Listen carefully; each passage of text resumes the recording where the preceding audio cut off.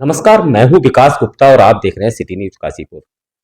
हाल ही में सीबीएसई परीक्षाफल घोषित हुआ है। 10वीं और 12वीं में बच्चों ने बहुत अच्छा प्रदर्शन किया है देश भर में।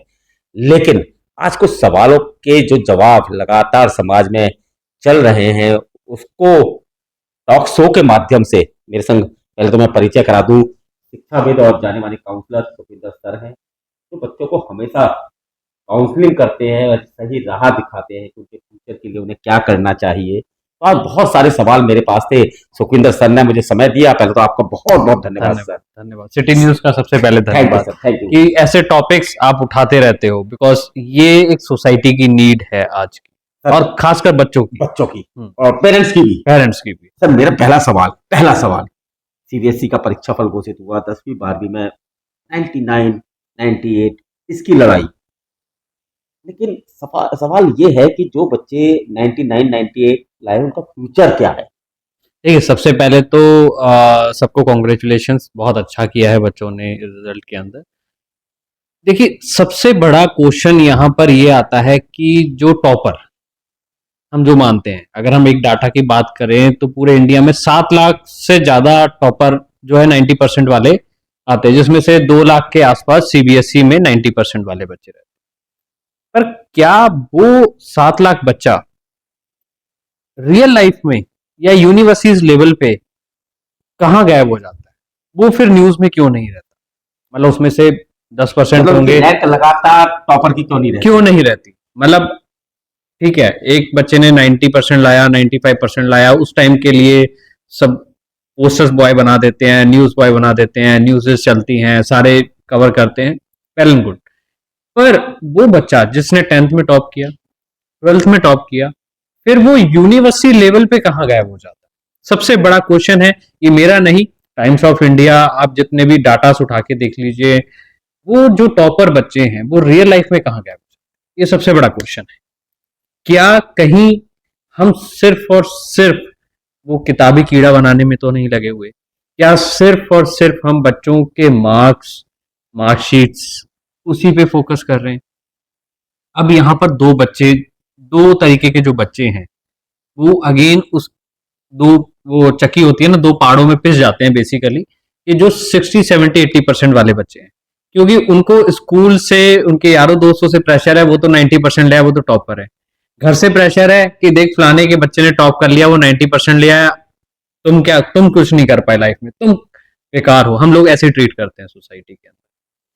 तो यहाँ एक जो रियलिटी है, एक सच्चाई जो है, जिससे हम शायद अनजान है या फिर जान के भी अनजान बनते हैं, जो रियलिटी है, जो कोई भी बात नहीं करना चाहता, खासकर मेरे जैसा एडुकेटर जो स्कूल भी चलाता है, स्कूल भी, और वो सच्चाई को छुपाना चाहता है या सच्चाई से वाकिफ नहीं कराना चाहता हूं।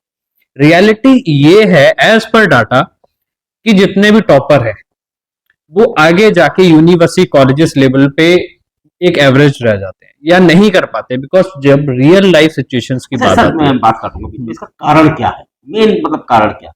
देखिए, सबसे बड़ा कारण तो जो एक चला आ रहा सोसाइटी का सिस्टम, एजुकेशन का सिस्टम, जहां हम सिर्फ मार्क्स पे फोकस करते हैं, हम सिर्फ और सिर्फ 90% वालों पे फोकस करते हैं।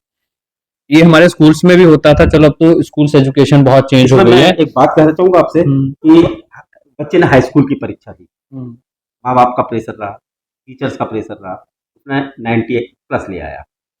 12th में आया, मम्मी पापा का प्रेशर बरकरार रहा, टीचर्स का प्रेशर बरकरार रहा, 95, 94 ले आया।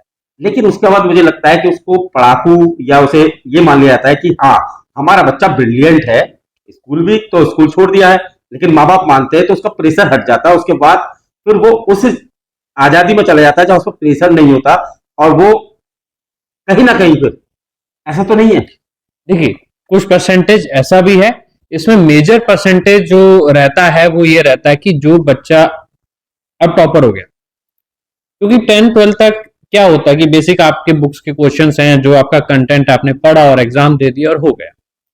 अब बेसिकली बहुत सारे स्कूल्स में भी फोकस रहता है कि जो तो अच्छे बच्चे हैं, क्रीम बच्चे हैं, उनको अलग बैच बना दिया जाता है, अलग क्लास बनाई जाती है, इन पे फोकस करो, ये हमारे रैंक होल्डर्स है, रैंक लाइन, क्योंकि हमें पोस्टर्स पे दिखाना, बाकी बच्चों को निगलेक्ट कर दिया जाता है। ऐसी हमारी सोसाइटी चलती है। ऐसी आप कोचिंग्स ले लीजिए, कोटा वगैरह में चले जाइए, कोचिंग सेंटर, वहां पर भी बैच होता है, एक एलीट बैच होता है, एक नॉर्मल बैच होता है। एलीट बैच की फीस ज्यादा होती है, नॉर्मल बैच की फीस ज्यादा। नॉर्मल बच्चों को हमेशा इग्नोर किया जाता है, उन पर फोकस नहीं किया। क्यों? क्योंकि हमें सिर्फ वो रैंक होल्डर्स चाहिए। बट रैंक होल्डर्स लाइफ में कहीं बहुत ज्यादा कुछ अचीव नहीं, उसका रीजन है बिकॉज उनको एक वो बेसिकली घोड़ा होता है, उसके ऐसे वो लगा दिए जाते हैं, तो उनको बस एक ही चीज देखना है, सीधे चलना है। उनको इधर उधर नहीं देखना है, कोई रिस्क नहीं लेना है लाइफ के अंदर, कोई एक्स्ट्रा चीज नहीं करनी है। मतलब एक सबसे बड़ा एग्जांपल अभी हमने थोड़े दिनों पहले एक मीडिया में देखा कि एक बच्ची जो डीयू के अंदर रैंक होल्डर थी, जो डीयू की टॉपर थी, और उसके पास 10 से ज्यादा ट्रॉफीज और 100-150 से ज्यादा सर्टिफिकेट्स थे, बट उसको इंटर्नशिप नहीं मिली। मतलब जॉब तो एक सेकेंडरी है, इंटर्नशिप जिसको हम कहते हैं, इंटर्नशिप किसी भी अच्छी कंपनी में या कंपनीज में नहीं मिली। रीजन इज बीइंग, उसने ट्विटर पे भी लिखा, अपने सोशल मीडिया हैंडल्स पे भी लिखा, और न्यूज में भी आया, ये पब्लिक डोमेन के अंदर है, कि उसने रियलाइज किया after her degree she was topper in 10, she was topper in 12, she was topper in DU, but real life में फेल हो गई। क्यों हो गई? बिकॉज उसके पास वो स्किल नहीं थी, वो इंटरव्यू निकालने की स्किल्स नहीं थी, उसके पास और स्किल्स नहीं थी, किताबी कीड़ा बन के रह गई, किताबी कीड़ा बन के रह गई थी। उसका व्यू पॉइंट जो है वो जब हमने ऐसे कर दिया ना, फोकस कर दिया, तो व्यू पॉइंट खत्म हो जाता है बच्चे का।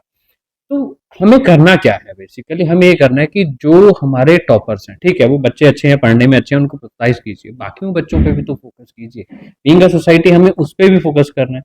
फिर जितना बच्चा टॉपर है, जितना बच्चा अच्छी रैंक्स लाता है, वो मेजरली फोकस करता है आईआईटी या एम्स वगैरह फोकस करता है। अगेन फिर उनको फिर आगे जॉब ही करनी है। बट आज हमारे इंडिया को ग्रो करने के लिए, आज देखिए पाकिस्तान के साथ वॉर हुई, S-400 की हम बात करते हैं, S-400 हम इंडिया में क्यों नहीं बना सकते? हम ये बात क्यों नहीं करते? हमने इतना सारा इंपोर्ट किया, ठीक है, बहुत अच्छा काम किया कि हमारी डिफेंस को स्ट्रॉन्ग किया, सब कुछ किया, बट हम ऐसे जो बच्चे हैं, ऐसे साइंटिस्ट हैं, ऐसे लोग क्यों नहीं पैदा कर रहे? बाकी कंट्रीज क्यों कर पा रही है जिनकी पॉपुलेशन भी कम है? एक चीज और है ना, अगर टॉपर बच्चा होता है, फिर यहाँ से पढ़ जाता है, तो वो कोशिश करता है कि मैं अब्रॉड चला जाऊं, या फिर मैं जॉब एक ले लूं, एक मैं अपनी लाइफ में सेटल हो जाऊं, मैं सीए बन जाऊं, डॉक्टर बन जाऊं, हाँ, फिर उसी को बस वो उतना ही देखता है ना। पर जो एक एवरेज बच्चा है, जिसकी रिस्क टेकिंग कैपेसिटी ज्यादा होती है, बिकॉज जो 60-70% वाला बच्चा, और हमारे पास एग्जाम्पल्स भरे पड़े हैं, आप बड़ी कंपनीज के सीईओ ले लीजिए, ठीक है, माइक्रोसॉफ्ट, गूगल, ये सब के ले लीजिए, इवन हमारे आईएएस ऑफिसर्स, अभी हमारी जैसे ऑफ द ट्रैक बात होती है, आईएएस ऑफिसर्स जितने भी हैं आते हैं, वो 70-80%, 60% वाले ही आईएएस ऑफिसर ही क्यों बनते हैं? 98 जो टॉपर्स हैं वो क्यों नहीं आईएएस की तरफ जाते हैं? क्योंकि अगेन जब आपकी रियल लाइफ की बात आती है, जब आपको रियल सोसाइटी में जाना है, वहां आपका व्यू पॉइंट, वहां आपकी प्रेजेंटेशन स्किल्स, आपकी क्रिएटिविटी, आप जो पढ़ रहे हैं उसको समझ कितना रहे हैं, वो बहुत मैटर करता है। तो सर मेरा एक क्वेश्चन है, जो वर्तमान में रिजल्ट आया उसके बाद मैंने देखा जो बच्चे 70, 78, 75, मतलब 80 से नीचे रहे, अब आपका भी रहा, तुम्हारे मार्क्स, बच्चे खुद डिप्रेशन में, उन्होंने तो मेहनत की नहीं है, उनके लिए क्या कहेंगे? देखिए, इसके लिए मेरे पास भी बहुत सारी कॉल्स आई हैं, बहुत सारे पेरेंट्स मुझे मिले भी ऑफिस में आके सिटी के अंदर, कि काउंसलिंग के लिए बेसिकली आप कौन से सब्जेक्ट लें या 12th के बाद क्या करें। और कहीं ना कहीं वो पेरेंट्स की एक अंदर मायूसी भी है कि मेरा बच्चा 60 या 70s में रह गया। मतलब पेरेंट्स आते हैं, वो कहते हैं सर मेरा बच्चा सिर्फ एक एवरेज रह गया। मैंने कहा एवरेज मींस कि 70-80%। मैंने कहा 70-80% वाला एवरेज नहीं होता, लाइफ में बहुत कुछ करेगा। तो उदाहरण के लिए ऐसा 12th फेल एक मूवी आई थी, हाँ, आईपीएस मनोज जी की, शायद अपने आप में बहुत बड़ा उदाहरण है, और मुझे लगता है हर माँ बाप को दिखानी भी चाहिए, क्योंकि मनोज जी हाई स्कूल और इंटर में जब बहुत कुछ नहीं कर पाए, लेकिन एम बना कि मुझे आईपीएस सिविल सर्विस में जाना है, तो उन्होंने वो कर दिखाया जो देश के लिए बाकायदा नहीं करता। वही अगेन वही एग्जांपल है कि अगेन मार्क्स और मार्कशीट्स मैटर नहीं करती। तो लाइक क्वेश्चंस होता है कि इसके साथ के बच्चे थे, वो तो बहुत अच्छा कर गए, 90s ले आए, बट मेरा बच्चा कुछ नहीं कर पाया, ये कुछ करता ही नहीं है, करने लायक नहीं है।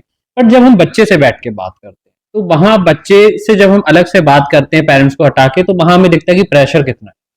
पेरेंट्स की तरफ से सिर्फ एक ही चीज पुश होती है हमेशा, marks marks marks marks marks, कि तू ये भी कर ले, वो भी कर ले, ये भी कर ले। पेरेंट्स को क्या है ना, उनको एथलीट भी चाहिए अपना बच्चा, उनको स्पोर्ट्स में भी अच्छा चाहिए, उनको सिंगिंग में भी अच्छा चाहिए, उनको आर्ट्स में भी अच्छा चाहिए, और एकेडमिक में 90% बना चाहिए। तो भाई एक जना इतनी सारी खूबियों के साथ नहीं पैदा हो सकता, भगवान भी एक खूबी देता बहुत है। ज्यादा प्रेशर हो जाता है प्रेशर, सबसे पहले हमें देखनी है हमारे बच्चे की खूबी क्या है और उसके अंदर वो गुण क्या है जो उसको आगे ले जा सकता है। हम उसी चीज को आगे बढ़ाएं। हाँ, तो देखिए जो हम निग्लेक्ट करते हैं कि 60-70% वाले बच्चे, अगर आप उनसे बैठ के बात करेंगे प्रेशर हटा के बेसिकली, और खासकर जब हम कंपैरिजन करते हैं अपने बच्चों का कि फलाने के बच्चे ने तो 90% लिया, तू कुछ नहीं करा, तो वहां बच्चा डिप्रेस फील होने लगता है। और ये रियलिटी, अगर आप जो रैंक होल्डर्स बच्चे हैं 90% वाले, 99, 98, उनसे भी अगर आप काउंसलिंग में अलग से बिठा के बात करेंगे, there is again pressures by the parents कि आपको रैंक निकालनी है, आप अच्छे बच्चे हो, आपने पढ़ना है, फोकस। बहुत सारे बच्चे, मतलब सारे बच्चों की बात नहीं हम कर रहे, बहुत सारे ऐसे बच्चे हैं जो सिर्फ प्रेशर के मारे ही रैंक लेके आए हैं।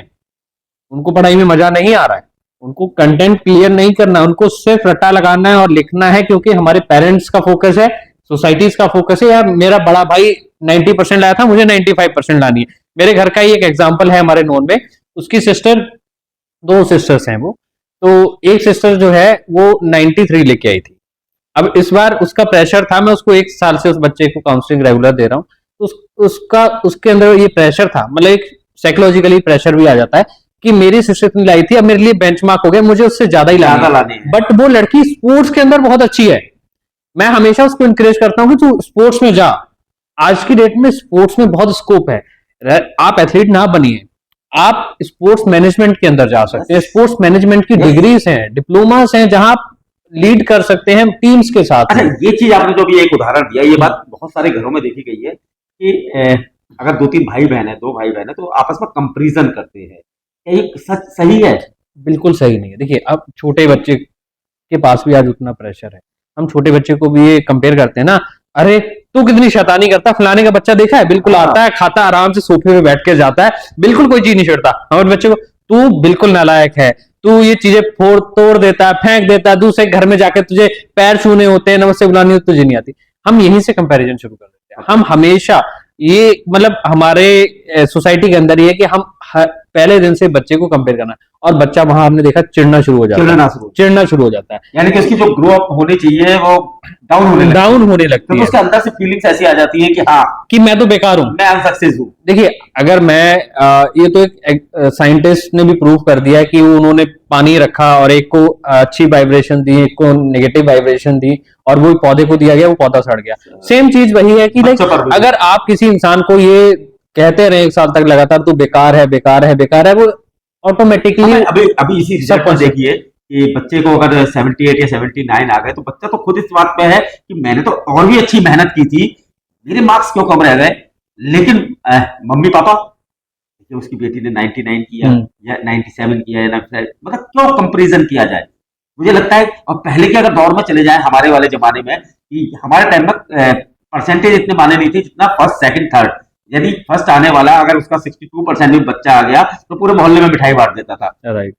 और मैंने तो बताते थे कि फर्स्ट आ गया। मैंने तो ये देखा है कि पास होने वाले भी मिठाइयां बांटते थे। राइट। तो बेसिकली वही है कि आज रेट रेस में, और हम ऐसी दौड़ के अंदर हैं जहां हम बच्चों की जो साइकोलॉजिकल हेल्थ है, जो बच्चों की हेल्थ है बेसिकली, वो हम भूलते जा रहे हैं। मेंटल हेल्थ पे हमें बहुत काम करने की जरूरत है, बच्चों को समझने की जरूरत है, बिकॉज हर बच्चा अपनी एक स्किल के साथ पैदा होता है, हर बच्चा डिफरेंट है।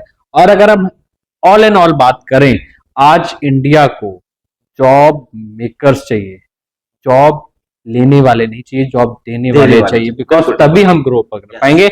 और आपने ये देखा है कि आज जितने बड़े बिजनेसमैन ले लीजिए, जितने स्टार्टअप्स ले लीजिए, जिन्होंने एक्स्ट्राऑर्डिनरी किया, वो एक स्कूल के अंदर या अपनी यूनिवर्सिटी लेवल के अंदर एक एवरेज से, बिकॉज वो समझ से थे। आज की डेट में पढ़ने, पढ़ाने और एग्जामिनेशन से ज्यादा इंपॉर्टेंट है कि जो आप पढ़ रहे हो वो आप अपनी रियल लाइफ में कैसे यूज करोगे, उसका काम क्या है, वो समझना बहुत जरूरी है। तो जाते जाते 3 क्वेश्चन है। पहले तो पेरेंट्स के लिए हैं जिनके बच्चों के मार्क्स कम आए हैं, इस समय उन्हें क्या है?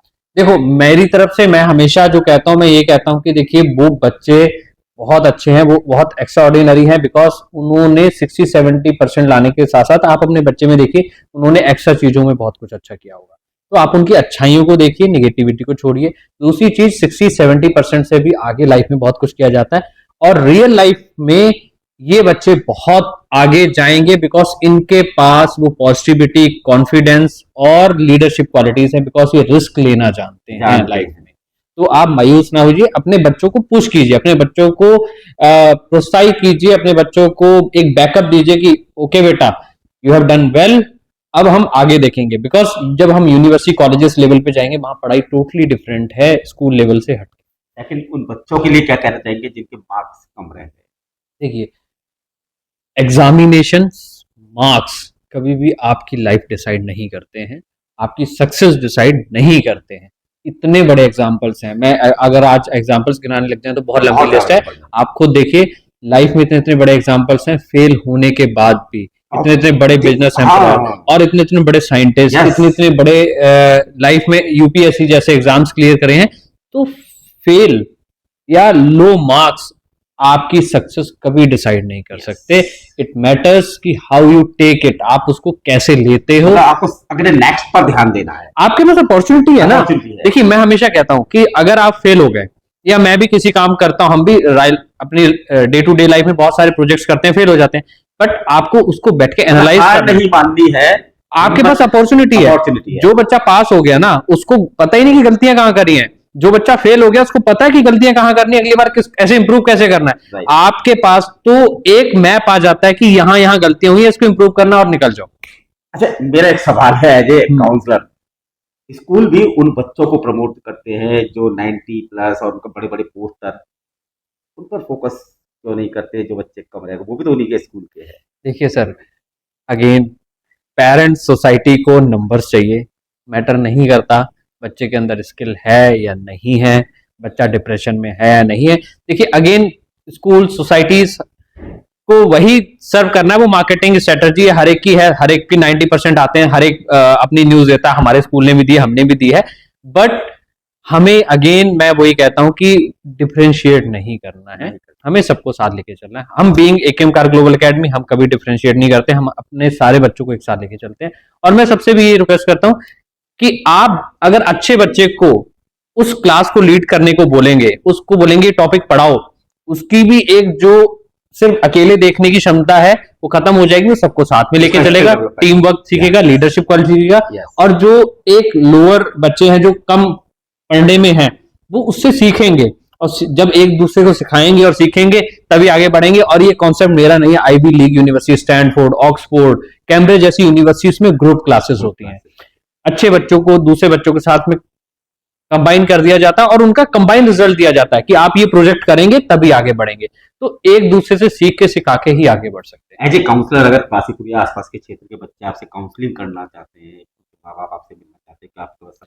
देखिए, मैं हमेशा अवेलेबल हूँ, ठीक है, और खासकर बच्चों के लिए, चाहे रात हो चाहे दिन हो, आप कभी भी आप सिटी के अंदर एम ओवरसीज विजिट करके या एकेएम कार ग्लोबल एकेडमी आके कभी भी मेरे से मिल सकते हैं, और हम कोई काउंसलिंग का चार्ज नहीं करते हैं। और ये चीज हम पिछले 15 साल से फ्री ऑफ कॉस्ट कर रहे हैं, स्कूल्स में भी जाके करते हैं, यूनिवर्सिटी लेवल्स पे भी करते हैं, पर्सनल लेवल पे भी करते हैं, कि देखो जो हमने सीखा, जो हमने गलतियां करी, वो बच्चे आगे ना करें। बस यही हमारा एक प्रयास है कि आप कहीं कंफ्यूजन है, पेरेंट्स को कंफ्यूजन है, बच्चा डिप्रेशन में है, सब्जेक्ट कैसे चूज करने हैं, आगे स्किल्स क्या है यूनिवर्सिटी कॉलेज, तो आप एक बार आके सिर्फ डिस्कशन कर लीजिए, शायद हो सकता है कि हम आपकी लाइफ में 1% चेंजेस ला पाए।